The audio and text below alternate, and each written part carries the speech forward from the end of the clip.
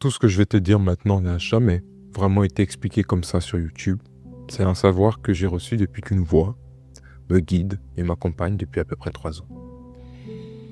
Si tu mènes une lutte intérieure avec ton passé, si tu ressens encore le poids d'anciennes blessures, peut-être que tu te sens prise ou pris dans des schémas répétitifs malgré toute ta volonté de changer. Peut-être que tu as encore des relations qui, quand ils pensent, te font mal. Cette vidéo peut vraiment changer beaucoup de choses pour toi. Je vais te montrer comment tu vas relâcher certains blocages qui sont dans ton corps, dans ton esprit. Mais ça va aussi t'aider à changer ta fréquence. Rentrer dans une nouvelle réalité. Je ne peux pas insister assez à quel point ces informations sont capitales pour ta paix intérieure, mais aussi pour les générations qui viendront après toi, pour ta famille. Parce que ce travail que tu fais, tu le fais pas seulement pour toi, tu le fais pour ceux qui viendront après toi, pour ta lignée.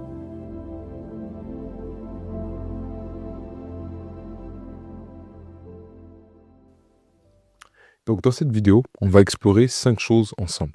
On va voir d'où viennent les liens d'âme, puis on va voir l'origine des blessures de l'âme, puis nous allons voir les conséquences des blessures de l'âme. Ensuite, nous verrons comment guérir les blessures de l'âme. Et enfin, ce qui se produit quand on guérit. Donc la vidéo va être dense. Accroche-toi, prends des notes et prépare-toi quelque chose, peut-être un thé, un café, je sais pas. Et on y va.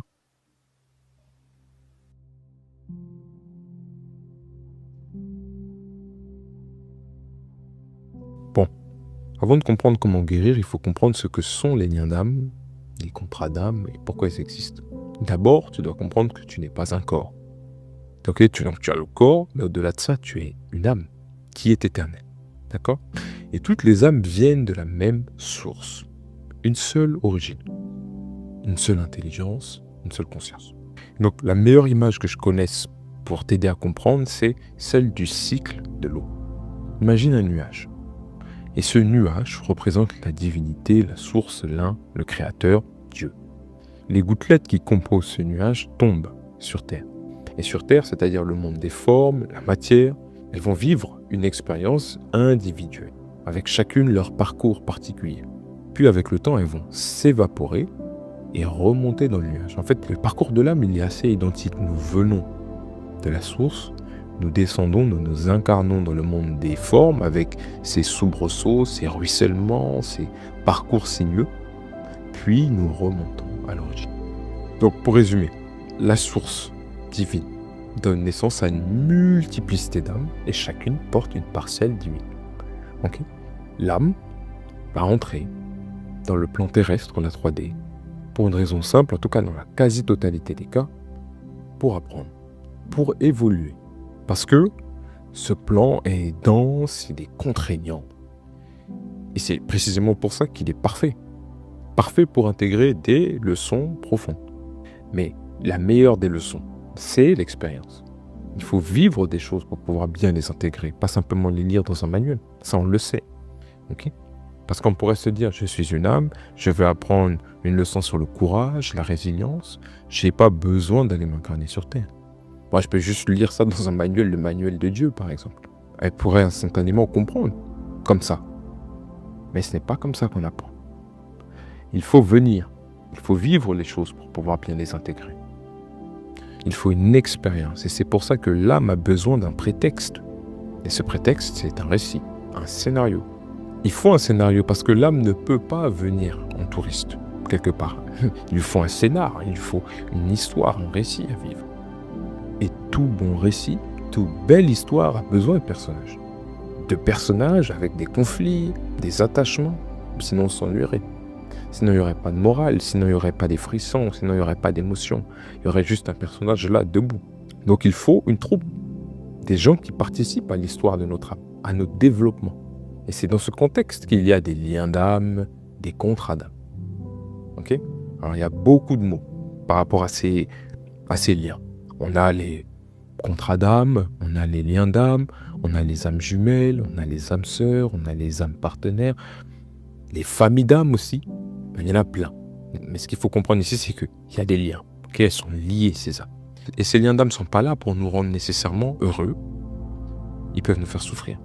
Et ils ne sont pas là non plus pour nous faire souffrir, ils peuvent aussi nous rendre heureux. Ok? Ils sont simplement là pour nous permettre d'avancer dans notre chemin d'évolution et pour apprendre la chose qu'on est venu apprendre. Donc quand tu comprends ça, tu comprends qu'avant même que tu viennes sur Terre, un accord a été passé. Les rôles ont été distribués. Les grandes lignes de ton récit, les scénarios ont été choisis. Et donc il y a quelque chose d'essentiel à comprendre là-dedans. C'est que rien n'arrive contre toi, tout arrive pour toi. La vie n'est pas contre toi, elle est pour toi. Et je sais que ça peut être difficile parce que tu traverses probablement une période qui est mouvementée, difficile. Mais comprends que ça n'arrive pas contre toi, ça arrive pour toi, pour ton âme.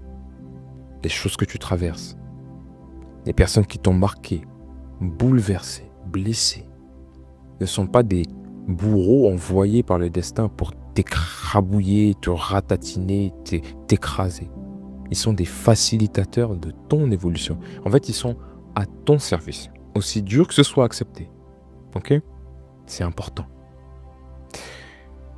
Maintenant, on va voir l'origine. Quelle est l'origine des blessures? Ok? D'où est-ce qu'elles viennent?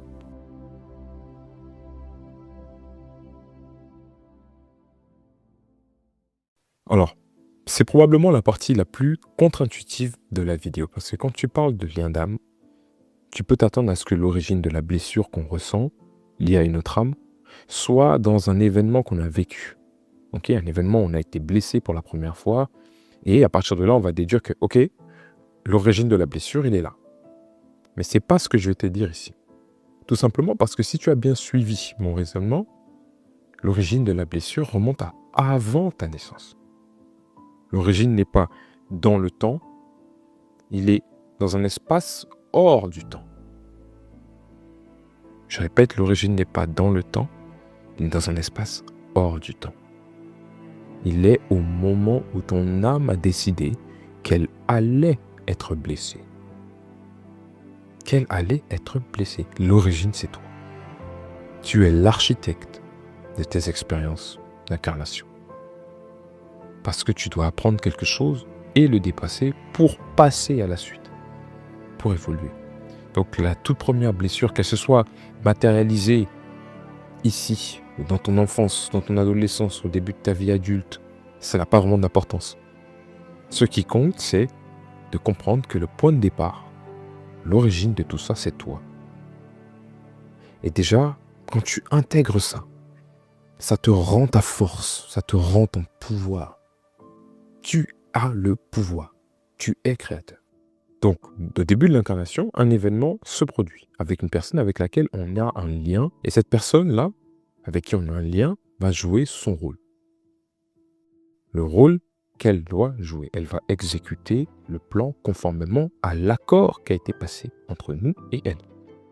Okay? Et très souvent, ça commence dans l'enfance. Parfois, c'est dans l'adolescence. Mais dans l'immense majorité des cas, de mon expérience, c'est dans l'enfance. Mais j'ai déjà vu des situations où c'était même au début de l'âge adulte. Voilà. Mais dans la majorité des cas, c'est dans l'enfance. Par contre, ça se cristallise à l'âge adulte, souvent. Et donc, ce souvenir que tu portes encore en toi, qui serre ton cœur, crée une charge émotionnelle des années après avoir ressenti la première fois. Cette qui te fait grincer les dents, cette mémoire qui te fait larmoyer aussi. Cette mémoire-là, la plupart d'entre nous, on a tendance à essayer de l'éviter parce que ça fait mal. Donc on se dit, je ne vais pas regarder parce qu'à chaque fois que j'y pense, ça m'emmène dans un espace que j'aime pas. Et c'est ça le paradoxe. C'est ça le paradoxe parce que ça fait mal et donc je comprends, mais ça fait mal et donc je regarde pas. Je détourne le regard ou je fais l'autruche. Et la société nous y encourage même parfois. On dit, bon, il faut grandir, il faut passer à autre chose. Bon, c'est derrière toi. Le passé est derrière. Mais une blessure ne se guérit pas toute seule. Pas toujours. En tout cas, surtout pas celle de l'âme. Il faut faire quelque chose. Il faut aller à l'hôpital. Il faut être son hôpital. Parce que quand on ignore, les conséquences sont profondes. Ok ? Et c'est précisément donc, du coup ce qu'on va voir dans la partie suivante. Quelles sont les conséquences d'ignorer la blessure de l'âme?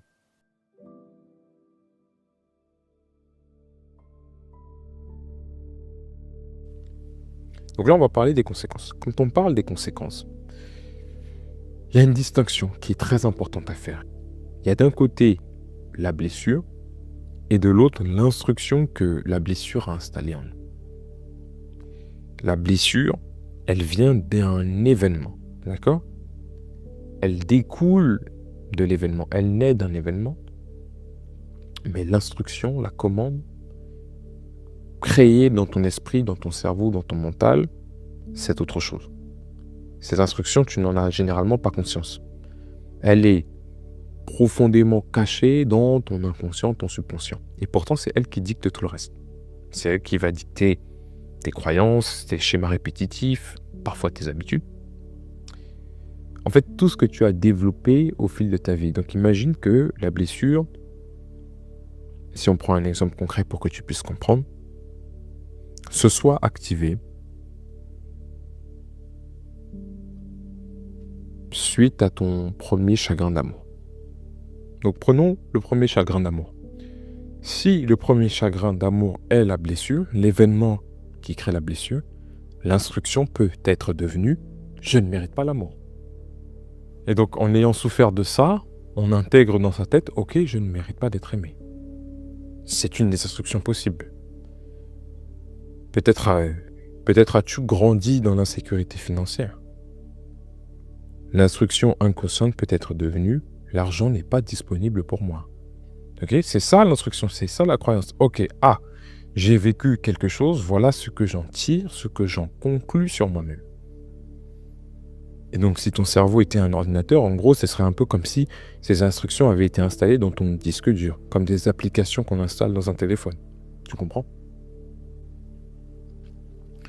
D'autres instructions peuvent venir de choses diverses, et toutes ces expériences s'impriment en nous. Et elles font partie du narratif intérieur. Et elles forment le filtre à travers lequel tu perçois ta réalité, tu perçois ton monde. Tout cela est très rationnel.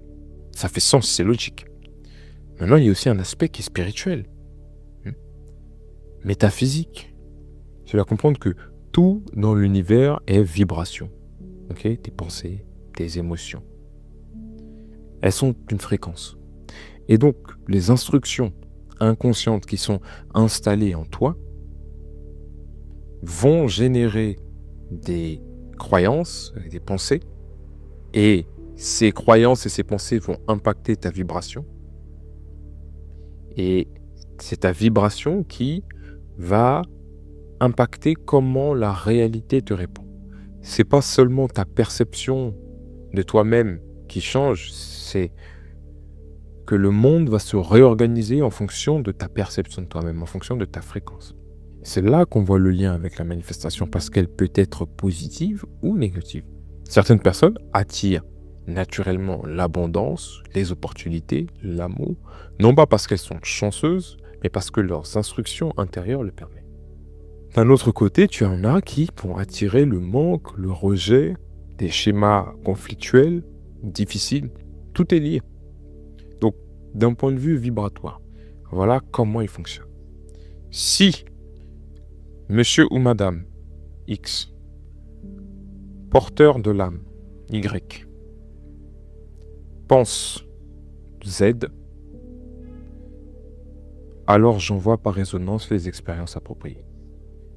C'est la mécanique. Ok? Commencez à vous habituer, j'aime bien les équations ici. Donc prenons un exemple concret. Si Martin, porteur de l'âme, dont on ne connaît pas le nom, pense qu'il ne mérite pas l'amour, alors j'envoie par résonance les expériences appropriées. Jusqu'à ce qu'il comprenne qu'il mérite. Parce qu'il a toujours mérité. Il est né amour. Donc le mécanisme de l'incarnation, il est complexe mais simple en même temps. Quand tu comprends que ce qui se passe à l'intérieur se répercute sur ce qui va se passer à l'extérieur.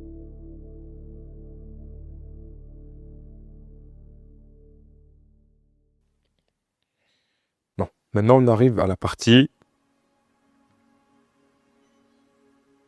que vous attendiez probablement, comment guérir. Et donc là, on rentre vraiment dans la sagesse de la voix. Il n'y a pas 36 000 chemins pour guérir. Il y a 4 choses à faire dans un ordre précis que je vais te partager ici.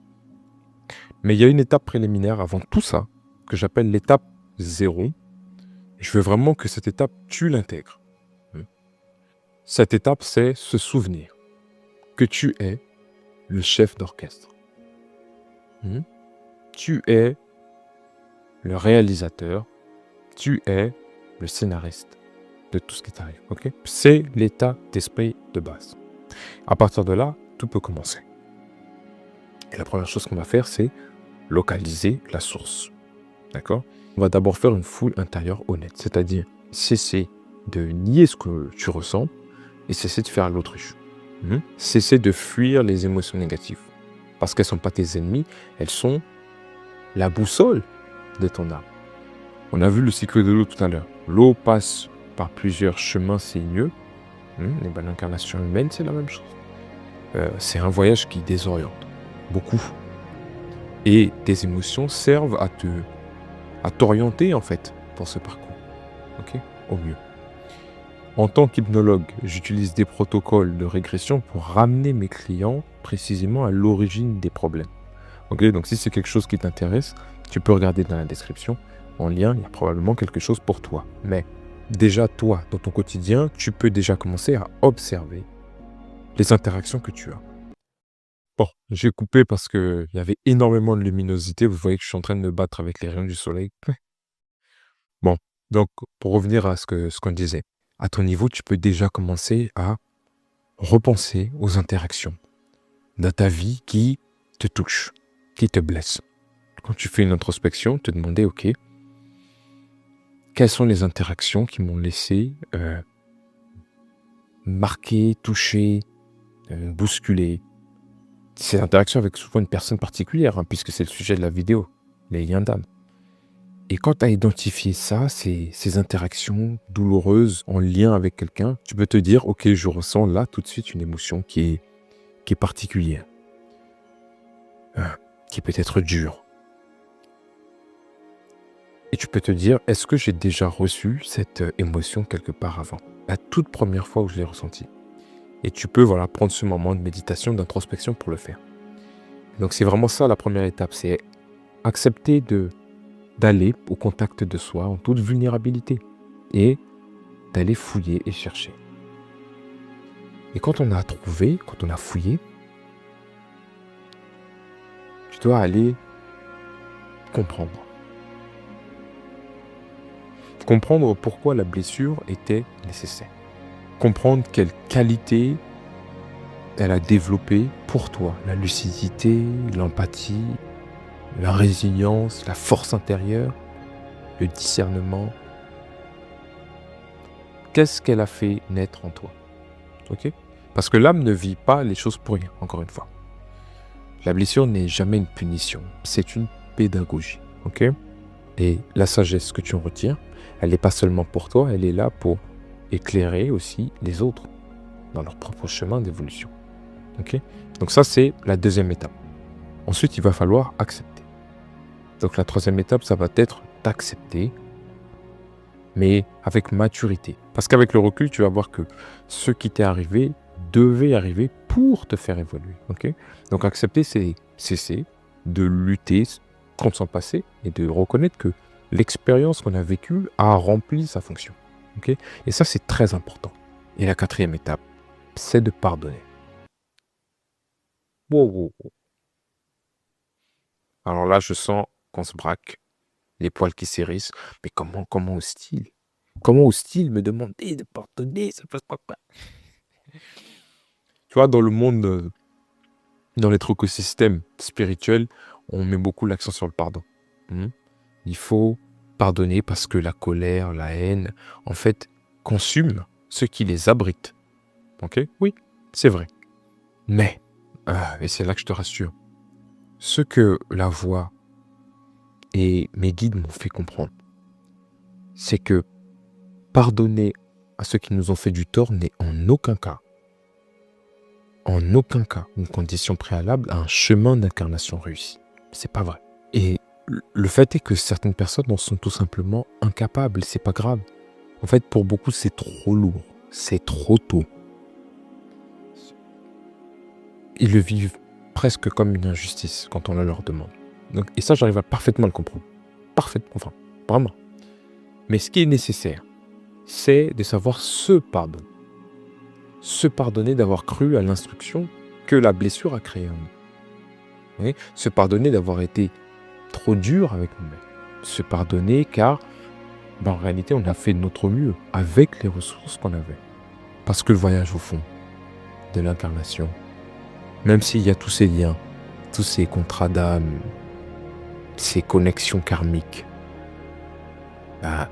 il reste une quête individuelle qui s'inscrit certes dans un grand récit collectif, mais ça reste un récit individuel, c'est ta vie. Et ce qui est beau là-dedans, la beauté du processus, c'est que quand l'âme, elle se souvient, quand elle comprend, quand elle accepte, quand elle se pardonne elle-même, alors le pardon de l'autre devient possible. Il devient possible sans se faire violence. Tu vas voir, parce que quand tu as relâché des trucs, tu sais, d'accord. En fait, tu passes à un autre niveau. Tu le sens vraiment dans toutes les fibres de ton être. Tu le ressens, quoi. Tu te sens capable enfin de dire, bon, je te pardonne parce qu'en fait, j'ai déjà évolué. Je suis à une autre étape. Ok ? C'est comme ça. C'est comme ça que les liens d'âme se brisent. Pas parce qu'on casse quelque chose, hein, mais parce que le contrat d'incarnation a été rempli. En fait, les choses ont été faites correctement. Ok ? Voilà. Il y a beaucoup de lumière. Je vais essayer de... Attendez. Voilà, ça va mieux. Ok. Donc, je disais que le contrat d'incarnation a été fait et honoré. Donc voilà. Voilà comment on guérit des liens d'âme. Bon, je tiens à préciser ici que tous les liens d'âme ne sont pas des liens difficiles, hein. Il y a des âmes partenaires qui viennent nous accompagner dans notre chemin, et Dieu merci. Là, le sujet de la vidéo, c'était quand même beaucoup... les contrats et les liens karmiques qui sont vécus difficilement, hein, karmiquement lourds et difficiles, mais parce que justement, ils servent vraiment à nous pousser en avant. Ok ? Bien, maintenant on va voir ensemble ce qui se passe quand on guérit. Parce que ça, c'est la partie qui fait plaisir. Qu'est-ce qui se passe quand on guérit ?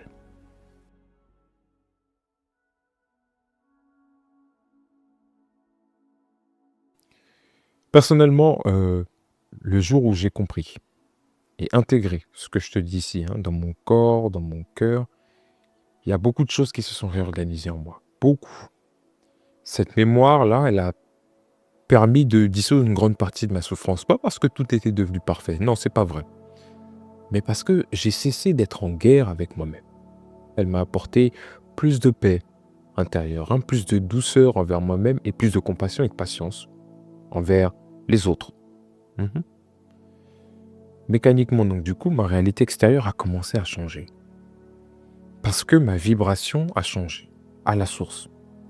Tu vois, quand les instructions inconscientes, hein, on les révèle et on les dépasse, sa fréquence intérieure, elle change.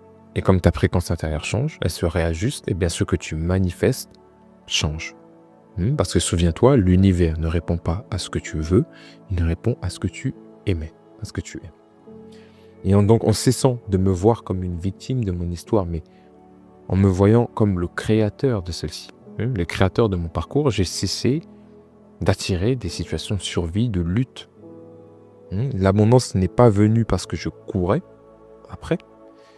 Elle est venue parce que je ne vibrais plus le manque. Les relations s'assainissent parce que j'assainis mon rapport à moi-même. D'abord. Les opportunités se présentent parce que je ne suis plus enfermé dans le mur de mes propres mensonges, de mes instructions mensongères. Ok ? C'est ça le secret pour vivre un réalignement véritable, réel entre le corps, le mental et l'âme. Voilà. J'espère que cette vidéo t'aura ouvert les yeux sur ton propre parcours, sur ton chemin de guérison, d'évolution.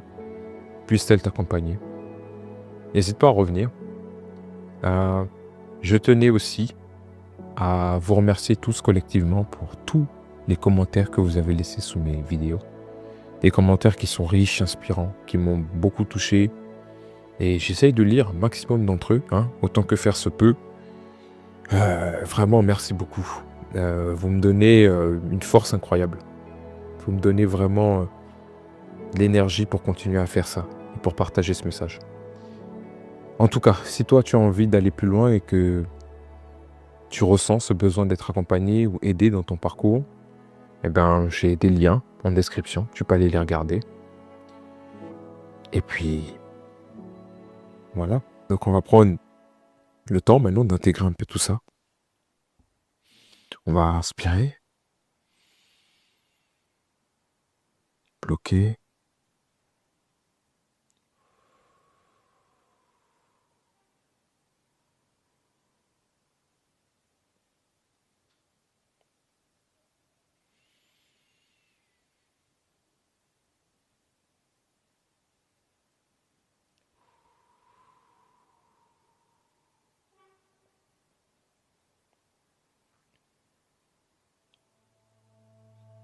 Et voilà.